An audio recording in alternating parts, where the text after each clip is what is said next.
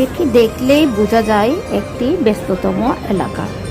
চট্টগ্রামে আমরা বসবাস যারা করি তারা সহজেই চিনে যায় এই জায়গাটি কী নামে পরিচিত। চারদিকে জমজমাট, বিভিন্ন বাজারে কি নেই সব কিছু দেখলাম এবং দামেও সুলভ মূল্যে মনে হলো। বাইরে আমরা যখন দাম দিয়ে কিনি, এখানে দাম একটু আমার কমে মনে হলো সব কিছু। জমজমাট এলাকাটা যদি আপনি চিনে থাকেন তাহলে কমেন্টে বলে যান। আপনি অবশ্যই চট্টগ্রামবাসী হলে এই জায়গাটি চিনবেন।